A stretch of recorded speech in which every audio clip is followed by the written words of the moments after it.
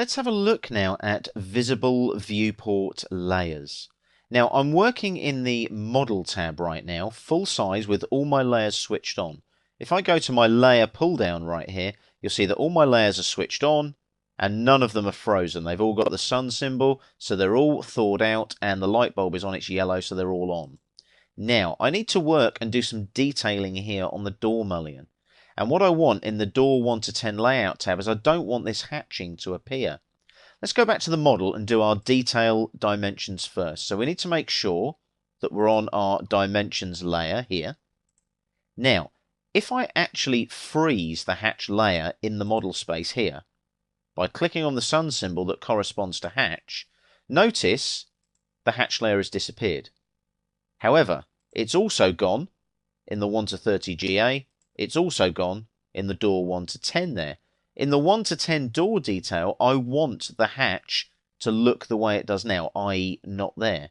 But I want the hatch in the GA 1 to 30, and I want the hatch in the model. How do I fix that one? Well, let's have a look at that and work with these visible viewport layers. First things first, go to the layer pull down and thaw out the hatch layer, like so. Now, if I click in the drawing, the hatch is back, but it's back in all the layout tabs as well.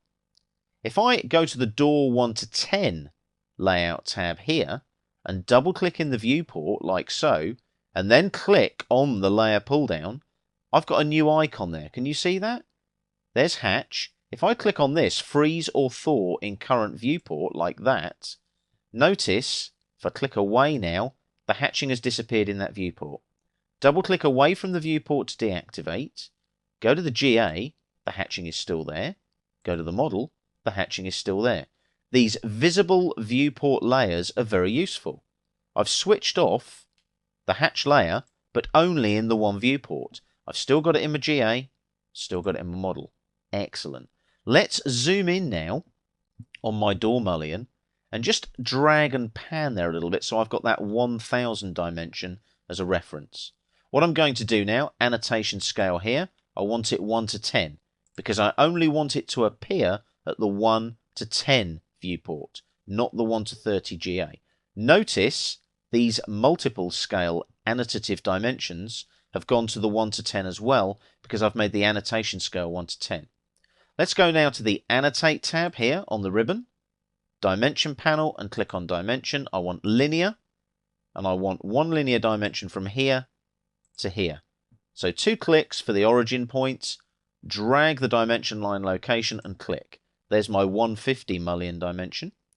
Next dimension, I can press spacebar to repeat dim linear. You can see that on the command line there. First extension line origin will be there. Left click. Second extension line origin, do it there, not on the mullion itself. And then the dimensions tally up. Can you see that? So I'm using that extension line of the 1000 dimension to place my 75 there, like so. So I'll just drop that, say there, and as you can see, if I pan a little, there's my 75 right there.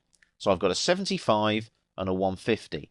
Notice they've only got the one annotation scale symbol because they're only using one annotation scale, whereas the 1000 dimension, it's got multiple annotation scales with 2 blue annotation symbols. So if I go to the GA 1 to 30, you'll see that that mullion detail isn't there.